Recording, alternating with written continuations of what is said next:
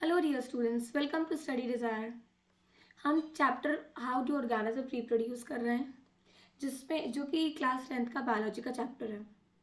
इसमें हमने देखे थे दो टाइप्स के रिप्रोडक्शन होते हैं, जिसमें हम ए सेक्शुअल रिप्रोडक्शन ऑलरेडी कवर कर चुके हैं। ए सेक्शुअल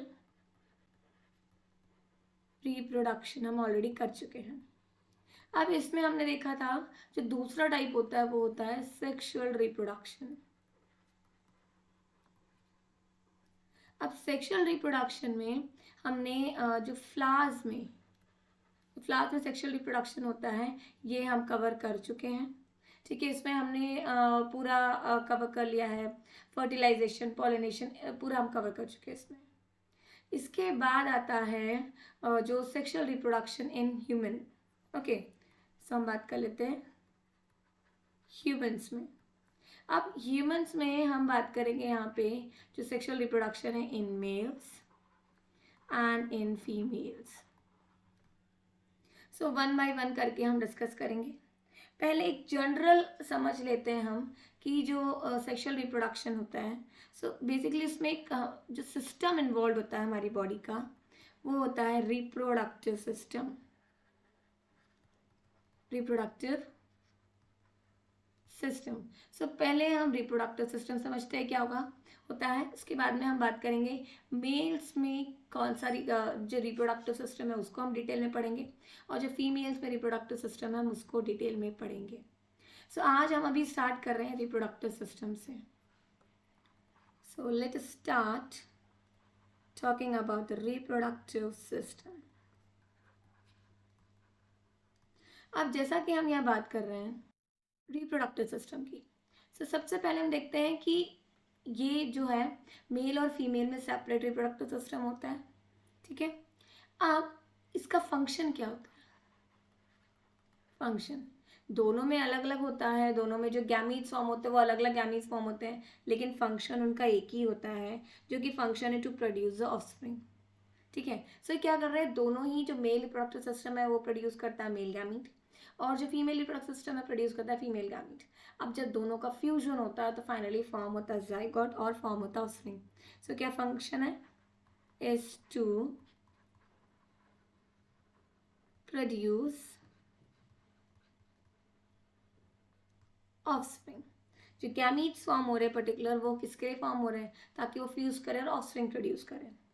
अब जो मेल्स में जो मेल रिप्रोडक्टिव सिस्टम का पार्ट होता है वो होता है टेस्टिस। ठीक है, अभी हम और डिटेल में डिस्कस करेंगे।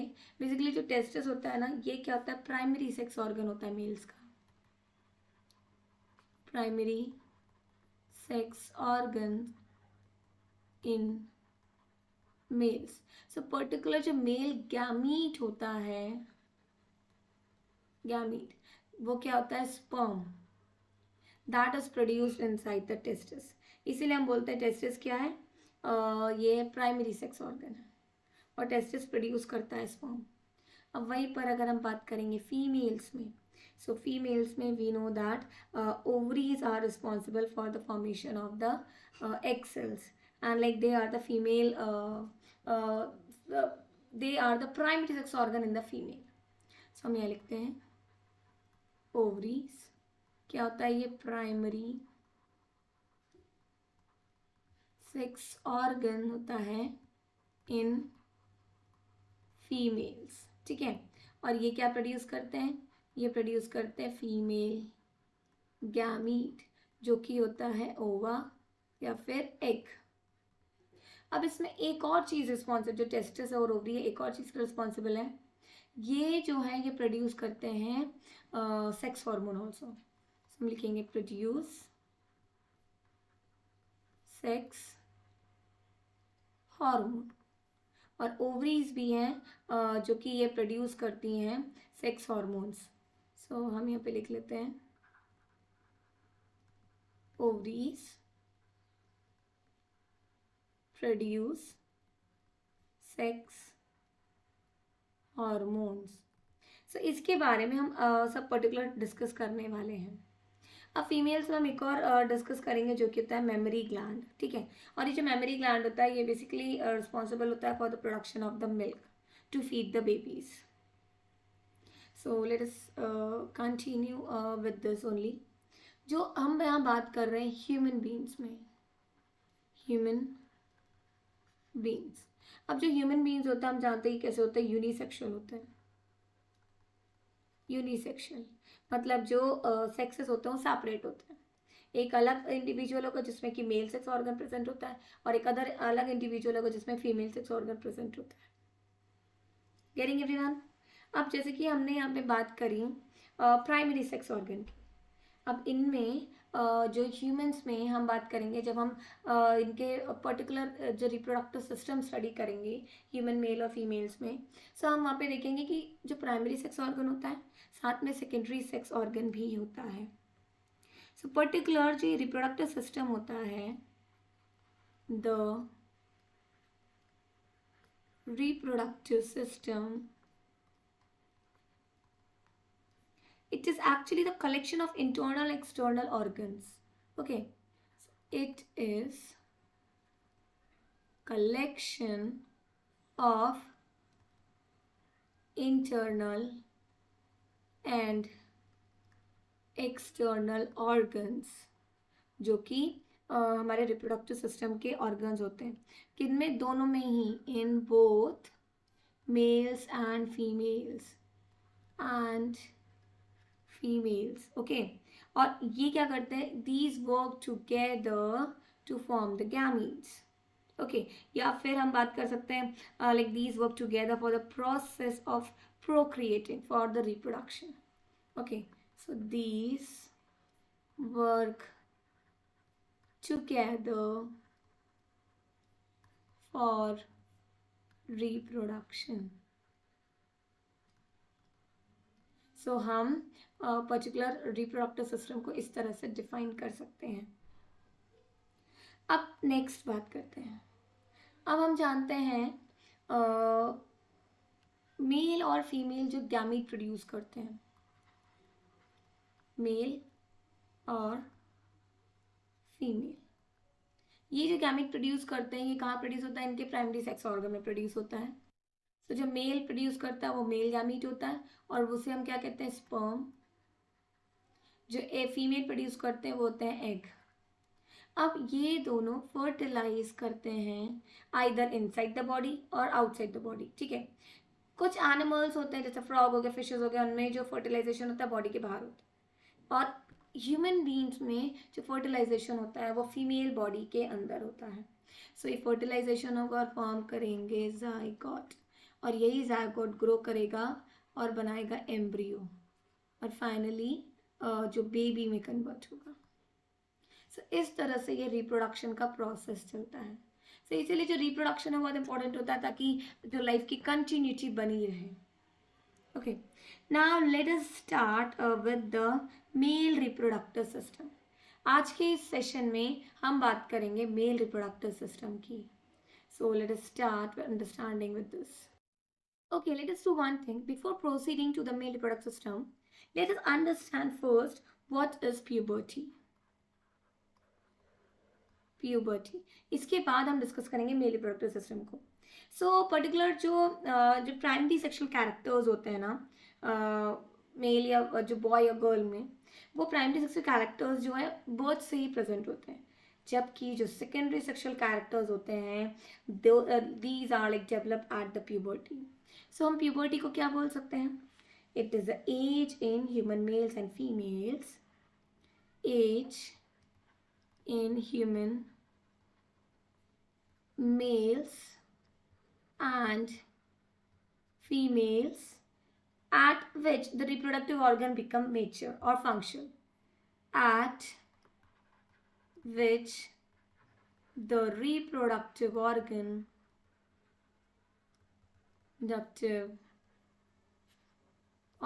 become functional, ठीक है।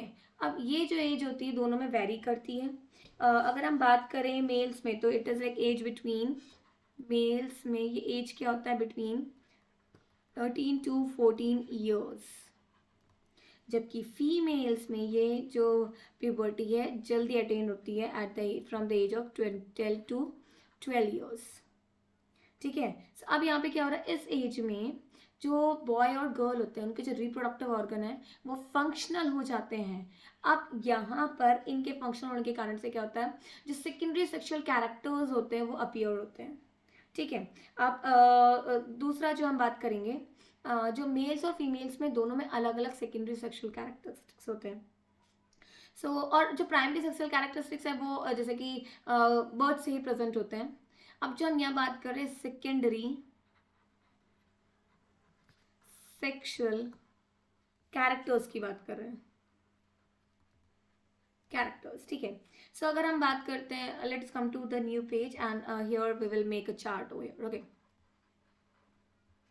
सो हम यहाँ बात करेंगे सेकेंडरी सेक्सुअल कैरेक्टर्स की। सो मेल्स में सबसे पहले हम बात करें मेल्स की, तो मेल्स में क्या होता है, it is enlargement of the penis and the scrotum. Enlargement, जो पेनिस होता है उसका एनलार्जमेंट होता है और स्क्रॉटम का भी एनलार्जमेंट होता है ऑफ पेनिस, हम यहाँ लिख लेते हैं। अगला हम इसमें और क्या लिख सकते हैं कि जो शोल्डर्स होते हैं ना वो ब्रॉड होते हैं और जो मसल्स होते हैं वो डेवलप होते हैं।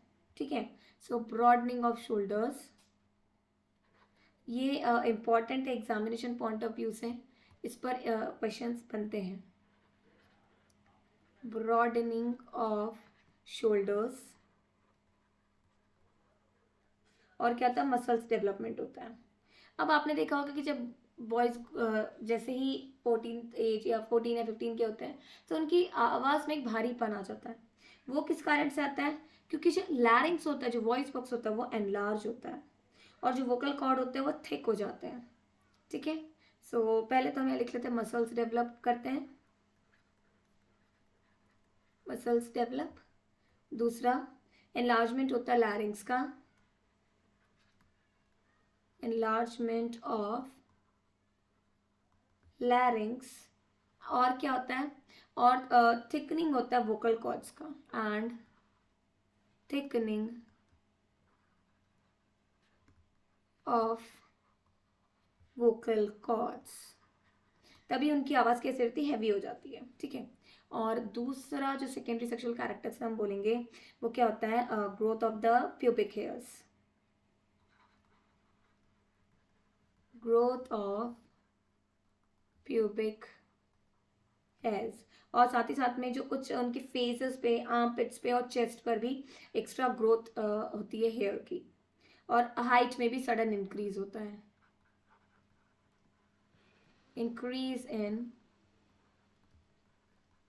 हाइट। सो हमने यहाँ पे बात करी मेल्स की, जो सेकेंडरी सेक्सुअल कैरेक्टरिस्टिक्स है मेल्स में। अब हम नेक्स्ट पेज पे जाते हैं, डिस्कस करते हैं सेकेंडरी सेक्सुअल कैरेक्टरिस्टिक फीमेल में। तो अगर हम फीमेल्स की बात करें, सो फीमेल्स में सबसे जो पहले जो सेकेंडरी सेक्सुअल कैरेक्टरिस्टिक्स की हम बात कर सकते हैं वो है बिगिनिंग ऑफ द और initiation of the menstruation and ovulation. Initiation of menstruation, that means the initiation of the menstrual cycle, and the ovulation, that means the releasing of the egg from the ovary. Now we can talk about next the growth of the breast and the external genitals also. Growth of breast and growth of external genital.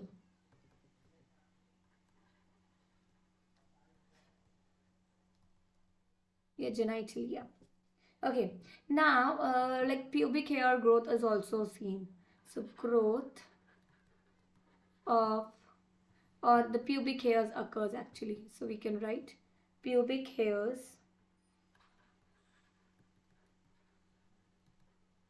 are also extra hair growth on the in the armpits also. So armpit. So growth of hairs is seen. Growth of hairs. So ये क्या बात कर ली हमने, secondary sexual characters जो होते हैं females में जो कि दिखाई देते हैं। अब इनमें एक और होता है पेल्विस का ब्रॉडनिंग होता है, ब्रॉडनिंग ऑफ पेल्विस। ओके, सो यहाँ पे हमने बात करी प्यूबर्टी की। इसके बाद में हमने देखा जो सेकेंडरी सेक्सुअल कैरेक्टर्स होते मेल में और सेकेंडरी सेक्सुअल कैरेक्टरिस्टिक्स फीमेल्स में। अब फाइनली हम प्रोसीड कर सकते हैं towards understanding the male reproductive organ और मेल रिप्रोडक्टिव सिस्टम। जो मेल रिप्रोडक्टिव सिस्टम होते हैं उसके कुछ ऑर्गन्स होते हैं। So let us discuss these organs first. So like male reproductive system consist of the following organs and these are, यहाँ पे हम लिख सकते हैं organs of male reproductive system. जो मैं यहाँ पे ऑर्गन्स लिख रही हूँ उसको हम वन बाय वन बाद में एक्सप्लेन भी करेंगे। सो पहला क्या हम लिखेंगे, टेस्टिस होता है, दूसरा scrotum, third one is a vas deferens, now next is the urethra and the last one is the penis. So particular males में ये ऑर्गन्स होते हैं जो कि कलेक्टिवली वर्क करते हैं ताकि जो स्पर्म्स और सीमेन प्रोड्यूस हो जो कि कैरी करता है male gamete. Okay, and finally how it can reach to the female reproductive organ. Now like there if we talk about the first one, testis. So let us start with the testis first. तो अभी testis है, इसको singular हम क्या बोलेंगे, singular इसका जो form होता है ना वो इसको हम लिखते हैं टेस्टिस। अब जैसा कि हम जानते हैं जो ह्यूमन मेल्स हैं they possess two testis. Okay, so male possesses two testis.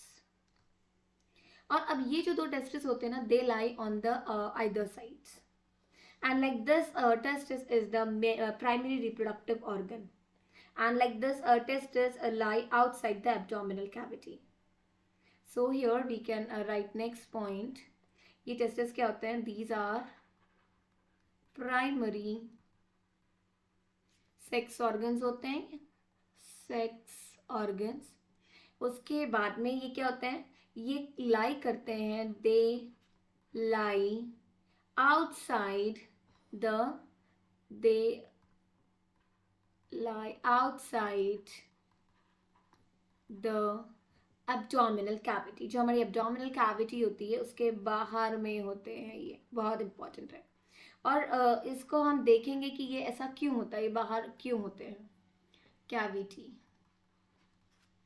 Now coming to the next, ये जो दो टेस्टिस होते हैं, two testis, these are the male gonads and like these are only the site for the production of the male gametes।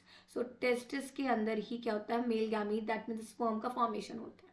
so testis क्या होते हैं, ये इनको बोलते हैं male gonads और यहाँ पे होता है responsible for the formation of the sperm cell,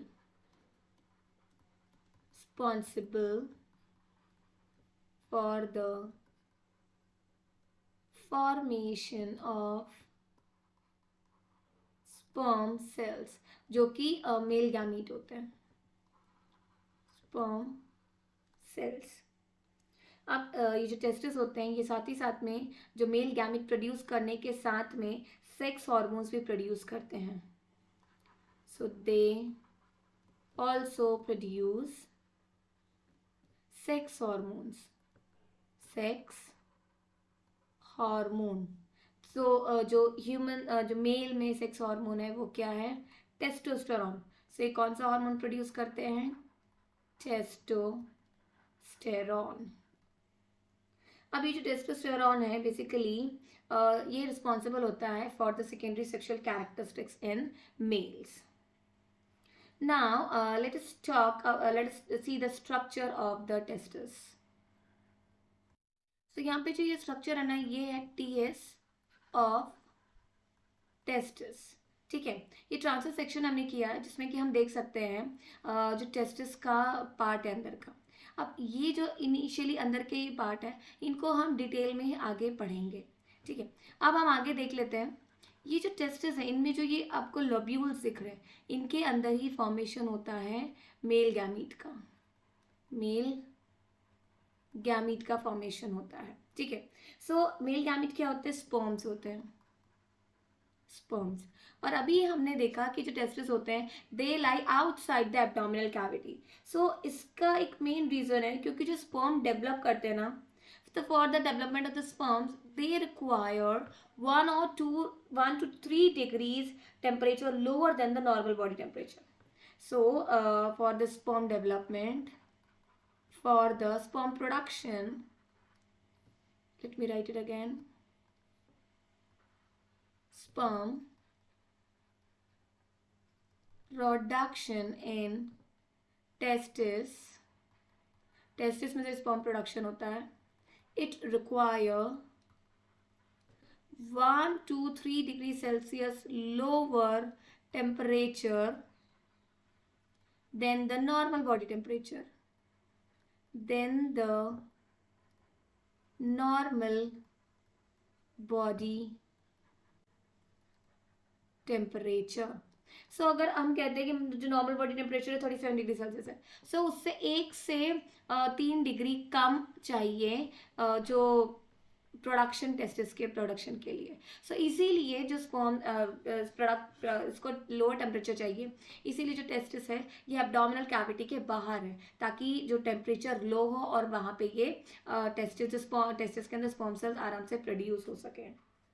So it is like very important question occurs from this part only, that why testes lie outside the abdominal cavity. So इसका answer ये हो जाएगा कि जो स्पर्म प्रोडक्शन के लिए, sperm development के लिए टेम्परेचर रिक्वायर्ड होता है वो क्या होता है? 1 से 3 डिग्री सेल्सियस कम चाहिए नॉर्मल बॉडी टेम्परेचर से। अभी जो लाइफ ऑफ स्पर्म है ना, like it is greatly reduce if the temperature is higher. So हम लिखेंगे life of sperm is greatly reduced when the temperature is high. When the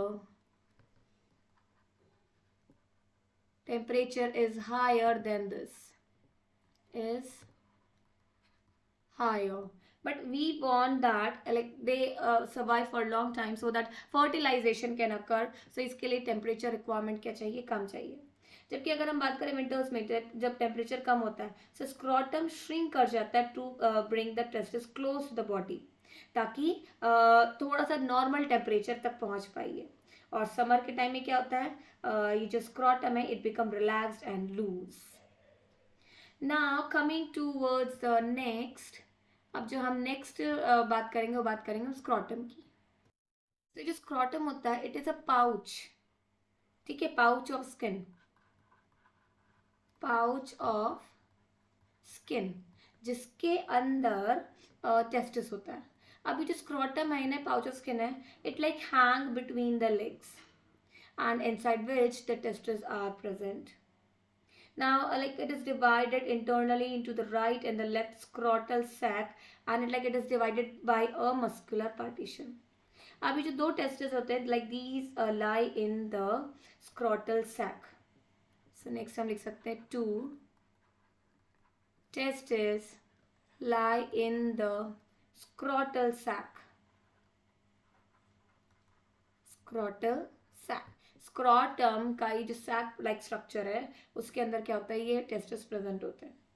अभी जो स्क्रॉटम है it act as a thermoregulator and it provide an optimum temperature for the formation of the sperm cells. Okay, so here we can write that it act as thermoregulator, thermoregulator. So जैसा कि हम जानते हैं कि sperm formation के लिए ज़्यादा temperature नहीं चाहिए, लोअर टेम्परेचर चाहिए। सो जो स्क्रॉटम है it maintains the proper temperature so that like sperm cells can be formed inside the penis, inside the testis. Getting? Now coming towards the next we will be going to discuss about the vas difference. अभी जो भी हम यहाँ पे organ बात कर रहे हैं, ठीक है, इसका अभी हम सब डायग्राम देखेंगे और पर्टिकुलर वहाँ से उसका फंक्शन समझेंगे। So like please don't get panic, अभी हमसे समझते जाएंगे कि कैसे होता है और इनका फंक्शन क्या होता है। जब मैं आपको डायग्राम दिखाऊंगी तो मैं आपको आप पूरा एक्सप्लेन कर दूंगी डिटेल में। सो वास्ट डिफरेंस, ठीक है, ये क्या होता है, अगर इसको हम प्लूरल बोले तो वास्ट डिफरेंशिया बोलते हैं। अब ये कैसा होता है, ये ट्यूब लाइक स्ट्रक्चर होता है, ट्यूब, बेसिकली ट्यूब होता है ये, ठीक है। अब ये कैसा होता है, कैसा ट्यूब होता है, ये स्ट्रेट ट्यूब होता है, स्ट्रेट ट्यूब होता है। और अगर इसका हम लेंथ की बात करें तो अबाउट 40 सेंटीमीटर लॉन्ग होता है। अब मेन फंक्शन क्या हो जाएगा इसका, मेन फंक्शन होता है it carries the sperms from the testis to the seminal vesicles. अब सेमिनल वेसिकल्स हम आगे डिस्कस करेंगे, ये क्या होते हैं, कुछ एक्सेसरी ऑर्गन्स होते हैं हमारे जो मेल रिप्रोडक्टिव सिस्टम में। सो अभी हम सिर्फ समझेंगे, आगे हम इसको और एक्सप्लेन डिटेल में एक्सप्लेन करूंगी। सो इनका काम क्या होता है, ये कैरी करता है, carries sperms from testis to the to seminal vesicles, seminal vesicles। अब बेसिकली जो स्पर्म्स होते हैं ना, like these are temporarily stored in seminal vesicle, जहाँ पर कि म्यूकस और वाटरी अल्कलाइन फ्लूइड प्रेजेंट होता है, ठीक है। अब वो क्या करता है, ये मिक्स हो जाता है इस स्पर्म के साथ में। सो ये सब हम कब डिस्कस लिखेंगे, जब हम बात करेंगे सेमिनल वेसिकल की। ओके, सो यहाँ पे हमने क्या बात की, वास्ट डिफरेंस एक ट्यूब होता है जो कि अप्रॉक्स 40 सेंटीमीटर लॉन्ग होता है। इसका काम क्या होता है, कैरी करता है स्पर्म सेल को, कहाँ तक लेके जाता है, सेमिनल वेसिकल तक लेके जाता है। अब नेक्स्ट आता है urethra. So let's talk about urethra.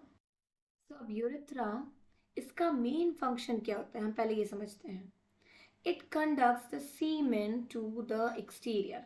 अब पहले सीमेन देख लेते हैं, सीमेन क्या होता है।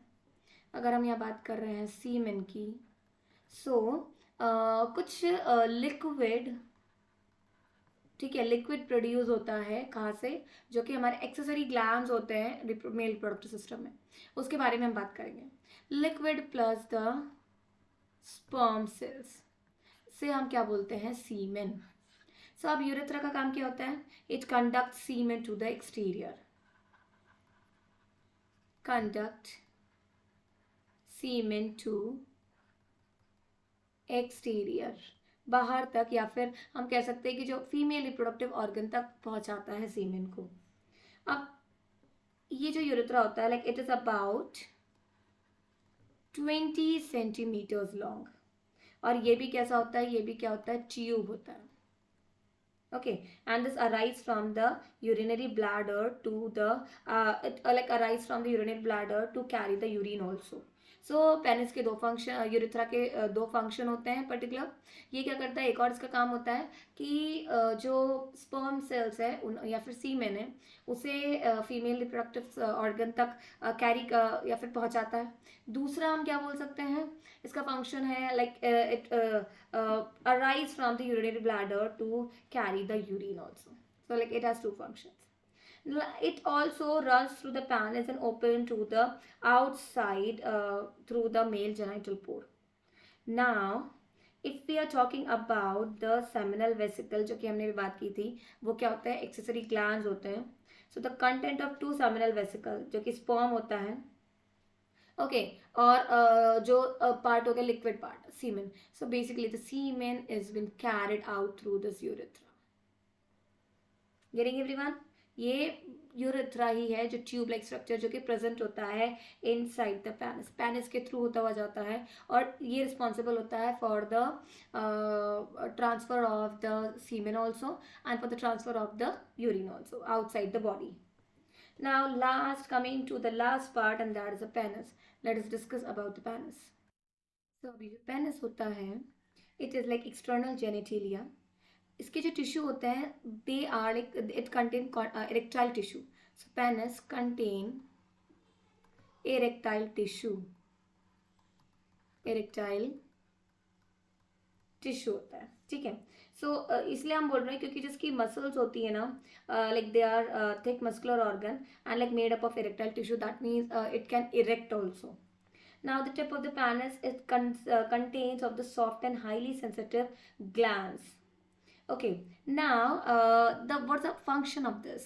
It is responsible for the deposition of ये रिस्पॉन्सिबल होता है for the deposition of the, और डिपॉजिट्स हम कह सकते हैं, it deposits, let me rub it and right it again, ये डिपॉजिट करता है जो कि स्पर्म्स होते हैं या फिर सीमेन बोल सकते हैं हम, ठीक है.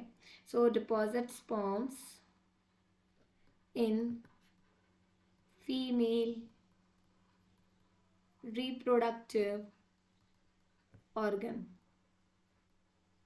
सो पर्टिकुलर जो स्पर्म्स होते हैं ना वो सेल्स होते हैं, ठीक है. अब उन्हें कुछ मीडियम चाहिए, कुछ लिक्विड चाहिए जिसमें कि वो फ्लो कर सके.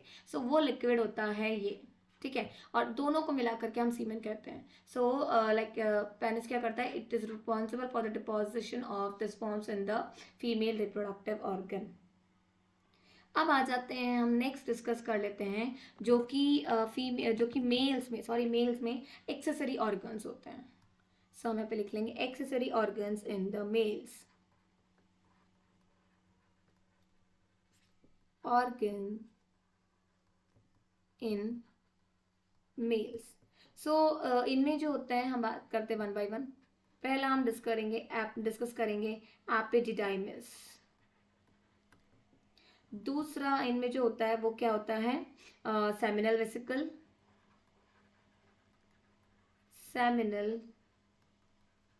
वेसिकल, ठीक है. तीसरा क्या होता है, प्रोस्टेट ग्लैंड. और चौथा हम इसमें डिस्कस करेंगे और भी होता है जो कि बर्बोयूरेथ्रल ग्लैंड होता है, ठीक है. सो यहाँ पे या फिर जिसको हम बोलते हैं कॉपर्स ग्लैंड, तो हम दोनों लिख सकते हैं. So we can write over here Copper's gland. So let us discuss about them one by one. So पहले हम बात करेंगे एपिडिडाइमिस.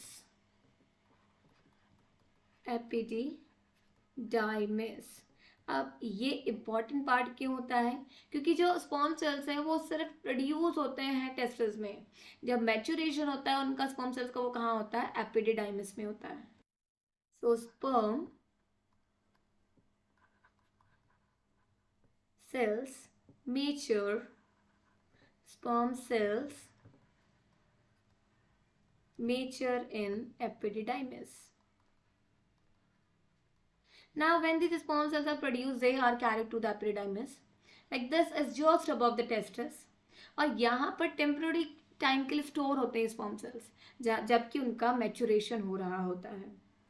गेटिंग. और हम यहाँ क्या लिख सकते हैं, this is present just above the testis के ऊपर प्रेजेंट होता है एपिडिडाइमिस. दैट मीन्स हम बोल सकते हैं ये जो एब्डोमिनल कैविटी के बाहर होता है. अब हम नेक्स्ट बात करेंगे जो seminal vesicle. So let us right over here seminal vesicles. अब ये सेमिनल वेसिकल्स होते हैं ना, इनका मेन फंक्शन क्या होता है, ये सिक्रीट करते हैं फ्लूइड जो कि फाइनली बनाता है सीमेन का सीमेन.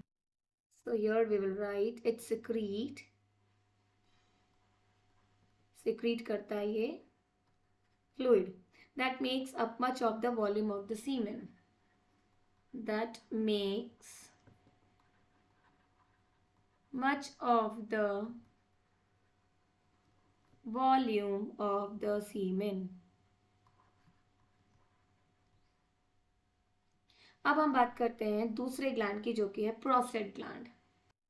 अब ये जो प्रोस्टेट ग्लैंड है इसका भी काम क्या है, ये भी सिक्रीट करता है फ्लूइड. ओके. अब बेसिकली इनमें जो मेन फंक्शन होता है इनका, ताकि ये सिक्रीट करें फ्लूइड पार्ट. ओके. अभी जो फ्लूइड होता है ये बेसिकली म्यूकस लाइक होता है, म्यूकस होता है, और इनमें न्यूट्रिएंट्स प्रेजेंट होते हैं ताकि नरिश कर सकें जो स्पर्म्स को. सो हम बात कर रहे हैं यहाँ पे प्रोस्टेट ग्लैंड की. सो प्रोस्टेट ग्लैंड सिक्रीट करता है fluid. So let us right over here, secrete fluid, ठीक है, या फिर जो म्यूकस होता है, और उसमें क्या होते हैं, एंजाइम्स होते हैं. अब बेसिकली जो प्रोस्टेट ग्लैंड जो म्यूकस सिक्रेट करता है, that is slightly alkaline in nature. It is slightly alkaline in nature. वो कैसा होता है, अल्कलाइन होता है नेचर में. अब नेक्स्ट क्या होता है, we know that like when the sperm cells enters into the female reproductive system, okay, like the pH of the vagina is like low pH, okay, acidic. Now this alkaline medium, it will like act over there, and like it will neutralize so that the sperm cell will not get destroyed by the acidic nature found in the vagina. Now talking about the last one, and that is the Copper's gland. So here we'll be discussing about the last gland, that is the Copper's gland. Now the function of the Copper's gland is also to secrete mucus, and it is like slightly again alkaline in nature. So it secrete mucus which is alkaline in nature, and basically all these fluid which is like produced from the seminal vesicle or the prostate gland or the Copper's gland, they nourishes the sperm cells.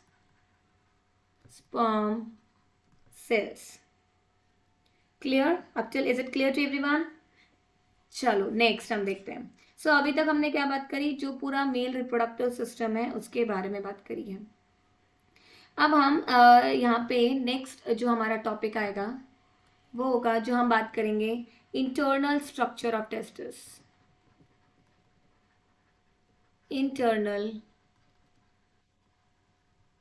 structure of testis. So हम जो okay do one thing, internal structure से पढ़ने के पहले जो external structure है जो male reproductive system का, उससे हम देख लेते हैं ताकि आपको और क्लियर हो जाएगा. उसके बाद में हम इंटरनल स्ट्रक्चर पे जाएंगे, ठीक है. सो मैं एक डायग्राम आपको दिखाऊंगी जो मेल रिप्रोडक्टिव सिस्टम का डायग्राम है, जिसमें कि जो अभी हमने पार्ट्स डिस्कस किए हैं उन सारे के बारे में एक एक करके बताऊंगी, ठीक है. सो let us see the diagram first. तो ये हम डायग्राम देख रहे हैं मेल रिप्रोडक्टिव सिस्टम का, ठीक है. अब इसमें हम वन बाय वन करके देखते हैं. यहाँ पे हमने क्या बात की थी कि ये क्या होता है, ये जो बाहर होते हैं एब्डोमिनल कैविटी के बाहर होते हैं, ये क्या होता है, स्क्रोटम के अंदर होता है testis. So these two are the testis.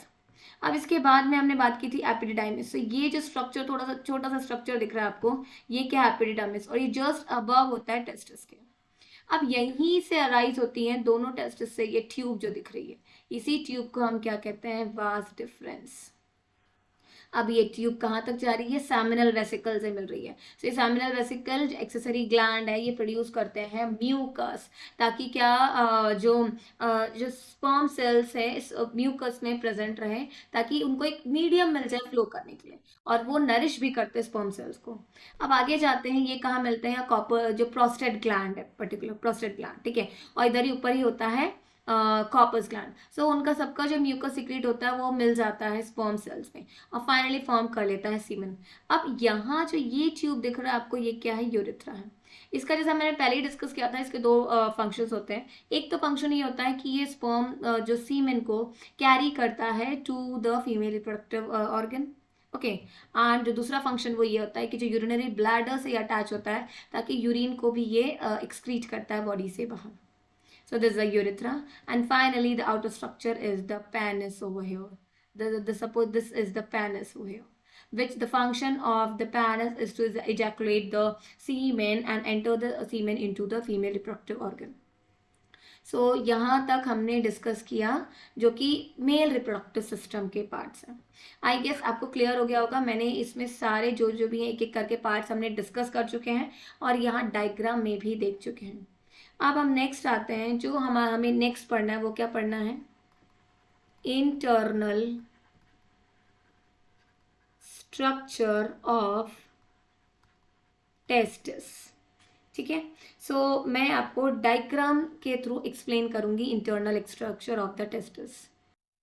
So यहाँ पर देख सकते हैं ये है इंटरनल स्ट्रक्चर टेस्टिस का। यहाँ पे बाहर क्या है, एपिडिडाइमिस, और फाइनली ये क्या है, वास डिफरेंस। ओके, अब इसमें क्या है, ये ऊपर का जो पार्ट है it is the head part, next here बीच का जो पार्ट है body part, and last part is the tail part. So ये पूरा एपिडिडाइमिस का पार्ट है। Now let us talk about the testis first. अब ये टेस्टिस हम जानते हैं कहाँ होता है, स्क्रॉटम के अंदर। अब इन टेस्टिस में जो लॉब्यूल्स प्रेजेंट होते हैं, ठीक है, ये अलग अलग यहाँ पे लॉब्यूल्स दिख रहे हैं आपको, ये अलग अलग सेपरेट लॉब्यूल्स हैं। ओके, एंड ये जो लॉब्यूल्स हैं basically like these are separate by the septum. Septum present होता है जिसके थ्रू ये सेपरेट होता है। अब हर इन लॉब्यूल्स के अंदर क्या होते हैं, सेमिनिफेरस ट्यूब्यूल्स होते हैं। सेमिनिफेरस ट्यूब्यूल्स ही होते हैं जिनके अंदर जो गैमीट का फॉर्मेशन होता है। गैमीट का फॉर्मेशन होता है मतलब क्या, जो स्पर्म सेल्स का फॉर्मेशन होता है। अब जो स्पर्म सेल्स फॉर्म हुए हैं, ठीक है, वो इन जो स्ट्रेट ट्यूब्स हैं इसके थ्रू से पास होते हुए कहाँ जाएंगे, ये रेटिटेस्टिस में। रेटिटेस्टिस में ये स्टोर होंगे, और फाइनली फिर ये स्पर्म सेल्स ये जो इफरेंट डक्ट के थ्रू जो हमारा एपिडिडाइमिस है इसमें स्टोर हो जाएंगे। सो सबसे पहले हमने क्या देखा, जो सेमिनिफेरस ट्यूब्यूल्स हैं, सेमिनिफेरस ट्यूब्यूल्स, इनमें क्या होता है, गैमीट का फॉर्मेशन होता है, गैमीट का फॉर्मेशन होता है। ठीक है, अब जब गैमीट्स फॉर्म हुए हैं जो कि क्या है, हमारे स्पर्म है, अब ये पास करेंगे थ्रू द स्ट्रेट ट्यूब और कहाँ जाएंगे, रेटिटेस्टिस में जाएंगे। Sperm pass through, sperm cells है अभी ये, पास करते हैं, pass through straight tubules and store in rete testis, जो कि बीच का पार्ट है, rete testis.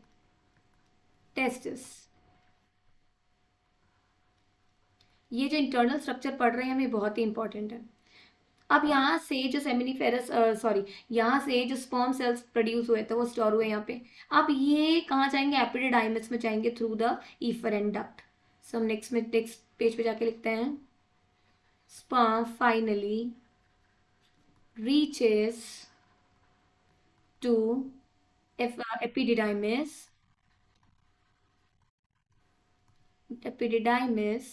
through,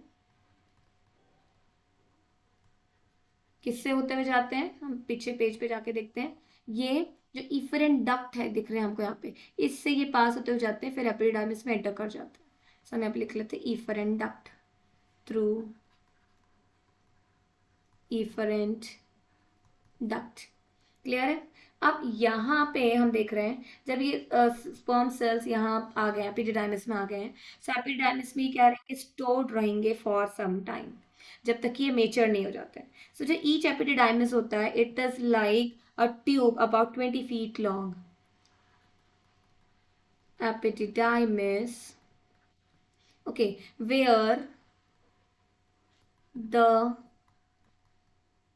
sperm cells are stored, temporarily stored and mature, okay, until they get mature, जब तक ये stored रहते हैं। ठीक है, it is a tube of about 20 feet long होते हैं, which is tightly coiled होते हैं and bunched होते हैं। so हम लिखेंगे it is tightly coiled and कैसे होते हैं ये, bunched होते हैं into a length of only just 2 inches and bunched into a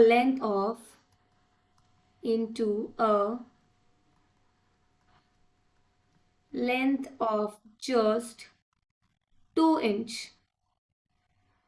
सो हम देख सकते हैं कि 20 फीट लॉन्ग इतना बड़ा ट्यूब जो है वो टाइटली कॉइल्ड हो जाता है, बॉन्ड हो जाता है, और वो सिर्फ कितना बड़ा दिखता है हमें, 2 इंच लॉन्ग दिखता है। ओके, सो यहाँ पर हमने देखा स्ट्रक्चर ऑफ टेस्टिस, जिसमें कि हमने क्या देखा, सेमिनिफेरस जो लॉब्यूल्स हैं उनके अंदर सेमिनिफेरस ट्यूब्यूल्स होते हैं, और सेमिनिफेरस ट्यूब्यूल्स में ही फॉर्मेशन होता है स्पर्म सेल्स का।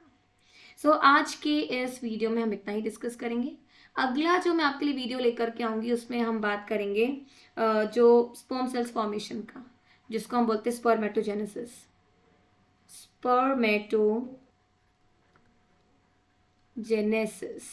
सो स्पर्मेटोजेनेसिस को हम अगले जो हमारा मैं अगला वीडियो जो लेकर आऊँगी उसमें बात करेंगे हम स्पर्मेटोजेनेसिस को, ठीक है। और हम समझेंगे जो स्ट्रक्चर ऑफ द स्पर्म्स, हम डिस्कस करेंगे स्पर्म सेल को, और हम बात करेंगे उसके स्ट्रक्चर की भी, structure of sperm cell, sperm cell.